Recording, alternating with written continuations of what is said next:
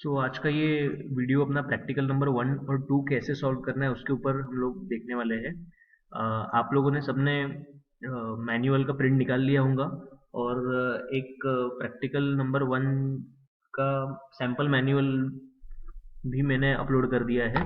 अभी देखो ये रीडिंग्स कहाँ से आए हुए हैं, तो एक आप लोग अपने मोबाइल के ऊपर सॉम वर्चुअल लैब करके अगर टाइप करते हो तो आपको जो पहला लिंक मिलेगा जो कि है एनआईटी के से बना हुआ है। तो ये वर्चुअल लैब पे आप लोग क्लिक करेंगे और वर्चुअल लैब पे क्लिक करने के बाद आप लोगों को जाना है लिस्ट ऑफ एक्सपेरिमेंट में। और लिस्ट ऑफ एक्सपेरिमेंट में देखो हमारा पहला प्रैक्टिकल जो है वो है डक्टाइल मटेरियल्स के लिए, तो माइल्ड स्टील जो है डक्टाइल मटेरियल है। तो ये लिस्ट ऑफ एक्सपेरिमेंट में आपको देखना है tensile test on mild steel. ठीक है, तो tensile test on mild steel के ऊपर आप लोग क्लिक करोगे तो आप लोगों को उसका थ्योरी ओपन हो जाएगा। तो थ्योरी में वही चीजें दिया हुआ है कि टेंशन टेस्ट कैसे होता है। टेंशन टेस्ट आप लोगों को पता ही है, साथ में ही आप लोगों को पता है stress strain graph. Stress strain graph में आप लोगों को पता है कि एक वर्टिकल एक्सिस पे होता है स्ट्रेस और हॉरिजॉन्टल एक्सिस पे होता है स्ट्रेन। और यहाँ पर देखिए स्टार्टिंग में ये दोनों प्रोपोर्शनल होते हैं, स्ट्रेस और स्ट्रेन एक पॉइंट तक, जिसको हम लोग बोलते हैं प्रोपोर्शनलिटी पॉइंट।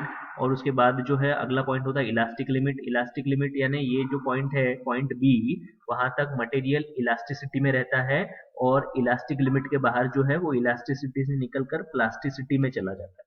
ठीक है, फिर वहां पर जाने के बाद अपने को यील्ड स्ट्रेस आते हैं, दो पॉइंट आते हैं, एक upper yield point lower yield point. फिर ये जो यील्ड पॉइंट जब आता है तो ये यील्ड रीजन चालू हो जाता है। देखो आप लोग यहाँ पर देख रहे हो यील्ड रीजन पिंक कलर से दिखाया हुआ है। यील्ड रीजन में मटेरियल के अंदर चेंजेस होते हैं जहां पर मटेरियल का इंटरमोलिकुलर चेंज होकर वो प्लास्टिसिटी में कन्वर्ट हो जाता है। ठीक है, फिर स्ट्रेन हार्डनिंग पोर्शन आता है, यील्ड खत्म होने के बाद स्ट्रेन हार्डनिंग पोर्शन आता है। और स्ट्रेन हार्डनिंग के एंड में material ultimate stress maximum stress अपना जनरेट कर देता है, मैक्सिमम लोड उठा लेता है और मटेरियल के अंदर नेक फॉर्मेशन होना चालू हो जाता है। नेक फॉर्मेशन क्या होता है हम लोग आगे देखते हैं। और लास्ट पॉइंट पे मटेरियल फेल हो जाता है। इस प्रकार से ये अपना स्ट्रेस स्ट्रेन ग्राफ बनता है। ठीक है, तो इसके अंदर देखो आपको कैलकुलेशंस करने हैं। नेक फॉर्मेशन देखो अभी हम लोगों ने बात करी थी। नेक फॉर्मेशन यानी क्या होता है कि जब अल्टीमेट स्ट्रेस पॉइंट आता है यानी मैक्सिमम लोड मटेरियल उठा लेता है, उसकी जो लिमिट होती है वो मैक्सिमम लोड उठाने के बाद वो टूटना चालू होता है। तो टूटता कैसे है, पहले धीरे धीरे धीरे जो है उसका एरिया कम हो जाता है, थोड़ा वो पतला होने लग जाता है कहीं एक पॉइंट पे जहां से वो टूटने वाला है। और फिर वहां पर अंदर की साइड में यहाँ पर थोड़ा गैप्स नजर आ, आपको ये जो सर्कस दिख रहा है वो वहां पर मटेरियल टूट रहा है, अंदर से टूटता है वो। फिर एक क्रैक आपको वहां पर अंदर मिलती है और क्रैक आने के बाद वो धीरे से क्रैक बाहर की तरफ बढ़ती है और वो मटेरियल टूट जाता है। तो टूटते समय जो आप लोग देखोगे, जो डक्टाइल मटेरियल टूटते हैं, सॉफ्ट मटेरियल जो है टूटते समय वहां पर आपको ये कोन दिख रहा है और उसके अंदर आप लोगों को यहाँ पर ये कप दिख रहा है। तो कप और कोन अरेंजमेंट यहाँ पर आता है डक्टाइल मटेरियल जब टूटते हैं तो। और इस प्रकार से वो जब टूटते हैं तो वहां पर आप लोगों को नेक फॉर्मेशन दिखाई देता है। यहाँ पर एक सैंपल दिखाया हुआ है जहाँ पर नेक फॉर्मेशन वहां पर रहेगा। ठीक है, तो ये उसका थ्योरी है जो आप लोगों को इतना फोकस नहीं करना है, मैंने इंपॉर्टेंट पॉइंट इसके ऊपर कवर कर दिए हैं। आप लोगों को इसमें जाना है सिमुलेटर के अंदर। सिमुलेटर में आप लोग जाओगे तो वहां पर आपको यूटीएम मशीन दिखेगी। तो यूटीएम मशीन जो है यहाँ पर मोस्ट ऑफ दी अपने प्रैक्टिकल्स इसी के ऊपर होने वाले हैं। ये एक यूटीएम मशीन है। यूटीएम का मतलब होता है universal testing machine. Strength of material में मटेरियल का स्ट्रेंथ जांचने के लिए हम लोग ये मशीन का इस्तेमाल करते हैं। ये मशीन के अंदर देखो ये कंट्रोल पैनल है जहां पर आप लोगों को इंपॉर्टेंट रीडिंग्स आ जाती है और इसको आप लोग मशीन को कंट्रोल करते हैं। ये मशीन से थोड़ा अलग होता है और मशीन का और इसका कॉन्टैक्ट जो है वो हाइड्रोलिक पाइप से होता है, हाइड्रोलिक के ऊपर चलती है। हाइड्रोलिक यानी ऑयल पर आधारित ये मशीन काम करती है, लिक्विड पे आधारित। ठीक है ना। तो यहाँ पर मशीन के तीन प्रमुख हिस्से हैं मेन इस पार्ट में, जिसको हम लोग बोलते हैं अपर जॉ, उसके बाद आता है क्रॉस हेड और लोअर जॉ। तो तीन इसके मशीन के इंपॉर्टेंट पॉइंट्स है, आपको ध्यान में रखना है अपर जॉ, क्रॉस हेड और लोअर जॉ। और यहाँ पर मटेरियल हम लोग रखने के काम में आते हैं। और ये बड़े बड़े जो दो स्क्रू है, ये ये क्रॉस हेड को और अपर जॉ को ऊपर नीचे करता है। जो नीचे वाला लोअर जॉ है वो फिक्स्ड होता है, वो अपनी जगह से हिलता नहीं है। ठीक है, हम लोग आगे बढ़ते हैं। ये प्रैक्टिकल के लिए हमको यूनिवर्सल टेस्टिंग मशीन का जरूरत है, डायल इंडिकेटर का जरूरत है, एक्सटेंसोमीटर का जरूरत है, स्केल और वर्नियर कैलिपर का। ये आपको पता ही है। एक्सटेंसोमीटर जो है ये हम लोगों को स्ट्रेन गिनने में मदद करता है, स्ट्रेन मेजरमेंट के लिए एक्सटेंसोमीटर का इस्तेमाल किया जाता है। Dial indicators are the just dial indicators जो है वो अपने पर्टिकुलर रीडिंग दिखाने के लिए हमको काम में आएंगे। और फिर आगे हम लोग बढ़ते हैं। सबसे पहले हम लोग क्या है, जो अपना स्पेसिमन है, स्पेसिमन यानी क्या होता है कि जो हम लोग पार्ट जिसके ऊपर टेस्टिंग करवाने वाले हैं उसको हम लोग स्पेसिमन बोलेंगे। तो ये वर्नियर कैलिपर आएगा, आप लोगों को वर्नियर कैलिपर से उसका डायमीटर गिनना है। और डायमीटर आप लोग जब गिनोगे वर्नियर कैलिपर से, तो आप लोगों को वहां पर यहाँ पर दो रीडिंग्स लिए गए हैं। पहले एक बार गिना, दूसरी बार गिना। हो सकता है कि हमारा एक बार में रीडिंग सही नहीं आए, इसलिए हम लोगों ने दो रीडिंग लिए और दोनों का एवरेज निकाल लिया है। ठीक है ना। कभी कभी क्या होता है, स्केल वगैरह थोड़ा हिल जाने की वजह से हम लोग प्रॉपर रीडिंग नहीं ले सकते, इसलिए दो बार रीडिंग लिया गया है और फिर दोनों का एवरेज निकाल देना है। वर्नियर कैलिपर कैसे यूज करना है आप लोगों ने फिजिक्स में पढ़ाई है, वही सेम तरीके से आप लोगों को एक रॉड का डायमीटर गिनना है। ठीक है, with the help of vernier caliper. फिर आगे बढ़ते हैं, हमको इसका लेंथ भी गिनना है। तो लेंथ गिनने के लिए हम लोग सीधा सा स्केल लेंगे और उसका लेंथ गिन लेंगे जो लेंथ में टेस्ट होने वाला है। ये जो पोर्शन है ये होल्डिंग पोर्शन है, इसको आप लोगों को कंसिडर नहीं करना है, ये मशीन के अंदर जाने वाला है। पर टेस्ट जो है वो इतने ही लेंथ के लिए होने वाला है, तो उसका लेंथ भी आ गया है यहाँ पर। ठीक है, जो इसको हम लोग ओरिजिनल लेंथ बोलेंगे।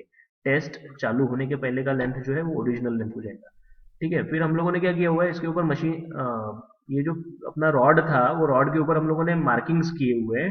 ये मार्किंग्स आप लोग एक पंच और हथौड़ा लेके भी कर सकते हो, या फिर आप लोग किसी चौक से भी कुछ कुछ डिस्टेंस पे, कितना डिस्टेंस पे, जितना इसका डायमीटर आया हुआ है उसका मल्टीप्लाई करो आप लोग 2.5 से, तो आपको जो ये डिस्टेंस मिलेगा। तो पहला हम लोगों ने 0 पे कर दिया, फिर 31.55 पे कर दिया, फिर और उसके आगे 31.55, ऐसा करते करते आप लोगों को उसको जो है थोड़ा थोड़ा डिस्टेंस पे उसको मार्किंग करना है। मार्किंग इसलिए क्योंकि मटेरियल का लेंथ चेंज होगा, तो हम लोगों को गिनने के लिए वो मार्किंग से हम लोग गिनेंगे, तो ये पहले कितना था और अभी कितना हो गया, है ना। तो इसलिए मार्किंग हम लोग करेंगे। तो ये मार्किंग कर दिया हम लोगों ने रॉड के ऊपर। ठीक है, फिर आगे हम लोग जाते हैं, फिर हम लोग आगे मशीन के ऊपर। ये अपर जो है ये क्रॉस हेड है। ये क्रॉस हेड जो है हम लोग इसको लीवर घुमा के इसको नीचे कर देंगे, ये स्क्रू के माध्यम से वो नीचे आ जाएगा। और ये अपना जो स्पेसिमन है, वो स्पेसिमन को अभी हम लोग क्या करेंगे, स्पेसिमन को हम लोग ये यहाँ पर अटैच कर देंगे। तो स्पेसिमन आप लोग जैसे ही यहाँ पर अटैच करोगे, तो इसमें अटैच करने के बाद आप लोग ये लीवर को थोड़ा ऊपर करके, ऊपर का अपना अपर क्रॉस हेड जो है उसको भी आप लोग घुमा देंगे। और ये एक्सटेंसोमीटर हम लोग अप्लाई कर देंगे। अभी एक्सटेंसोमीटर आप लोगों को बताया था मैंने कि ये अपने को स्ट्रेन गिनने के लिए हेल्प करता है। स्ट्रेन मेजरमेंट के लिए हम लोग एक्सटेंसोमीटर का यूज करते हैं। और एक्सटेंसोमीटर में जो ये दो डायल इंडिकेटर्स लगे हुए हैं, ये हमको रीडिंग देंगे आगे कितना स्ट्रेन आने वाला है। तो यहाँ पर इसको हम लोग जीरो पे सेट कर देंगे। देखो ये नीडल आपको दिख रहा है जो जीरो से थोड़ा सा डिफ्लेक्टेड है, तो पहले आपको इसको जीरो पे सेट करना पड़ेगा दोनों साइड में। ये दोनों साइड का रीडिंग देता है हम लोगों को। तो इसका लीस्ट काउंट जो है आप लोग नोट करके रखिए, 0.01 mm है। लीस्ट काउंट ऑफ एक्सटेंसोमीटर कितना है, 0.01 mm। ठीक है, आगे बढ़ते हैं हम लोग। ये अपना पूरा सेटअप है, मशीन है, हम लोगों ने जॉब लगा दिया, उसके ऊपर हम लोगों ने एक्सटेंसोमीटर लगा दिया। अभी आपका जो कंट्रोल पैनल है उसमें से आप लोग ग्रीन बटन अगर दबा देते हैं तो पंप चालू हो जाएगा और हाइड्रोलिक ऑयल यहाँ पर फ्लो होगा। और हाइड्रोलिक ऑयल की मदद से ये जो अपना पार्ट लगा था उसके ऊपर टेंशन आना चालू हो जाएगा। ऊपर का हिस्सा फिक्स्ड है और ये नीचे का हिस्सा जो है नीचे नीचे खिसकेगा। तो ये टेंसिल टेस्ट आप लोग ध्यान से देखिए। यहाँ पर आप लोग देखिए, आपको पता चलेगा किस प्रकार से वो मटेरियल टूट रहा है। ठीक है ना, इसको थोड़ा सा जूम करके दिखाया हुआ है कि एक्चुअली यहाँ पर क्या हो रहा है। तो ध्यान से अगर आप लोग देखोगे तो आपको पता चलेगा। ये देखो नेक फॉर्मेशन हो गया, धीरे धीरे खिंचाव बढ़ते ही जा रहा है मटेरियल टूटने के लिए, आगे आगे आगे जाते हुए ये टूट गया मटेरियल। मटेरियल जैसे ही टूटता है हम लोग मशीन को बंद कर देते हैं और ये मशीन जो है हम लोगों को ये डाटा दे देता है। डाटा में क्या क्या है, हम लोगों ने रीडिंग जो है स्टार्टिंग से चालू किया, तो धीरे धीरे धीरे धीरे रीडिंग बढ़ा। रीडिंग बढ़ते बढ़ते बढ़ते बढ़ते बढ़ते जो है वो मैक्सिमम रीडिंग तक हम लोग पहुंचे, जो कि है 46.5। तो ये 46.5 किलो न्यूटन तक हम लोग यहाँ पर आए हुए हैं। और एक्सटेंसोमीटर का रीडिंग है ए बी और एवरेज। ये आपको सेम टेबल जो है अपने मैनुअल के अंदर मिल रहा है। तो आप लोगों को ये जैसे कि वैसा टेबल बनाना है और लास्ट में आइवरी स्केल रीडिंग आ जाएगा। ठीक है, और इसके आगे भी दो और कॉलम है अपने टेबल के अंदर, जिसमें से पहला कॉलम है स्ट्रेस का। तो स्ट्रेस के लिए आपको एरिया आपको पता है क्या है, डायमीटर आप लोगों ने स्टार्टिंग में निकाला था। और ये लोड, तो लोड अपॉन एरिया आप लोग करवा दो तो आपको स्ट्रेस मिल जाएगा। वैसा ही ये जो अपनी रीडिंग आई हुई है, आप लोगों को ये जो अपना स्केल का रीडिंग है, वो एक्चुअल जो लेंथ है डिवाइडेड बाय ये चेंज इन लेंथ। तो change in length divided by actual length कर देंगे तो स्ट्रेन भी आ जाएगा। तो स्ट्रेस और स्ट्रेन आपको दोनों वहां पर कैलकुलेट करने हैं। तो इस प्रकार से ये प्रैक्टिकल आप लोगों को परफॉर्म करना है। ठीक है, ये रीडिंग्स आप लोग यहाँ से ले सकते हैं। ये अपने पास में एक सैंपल के लिए मैंने मैनुअल भी अपलोड किया हुआ है। ठीक है, ये अपना स्ट्रेस स्ट्रेन ग्राफ बनेगा दोनों स्ट्रेस और स्ट्रेन का वैल्यू आने के बाद।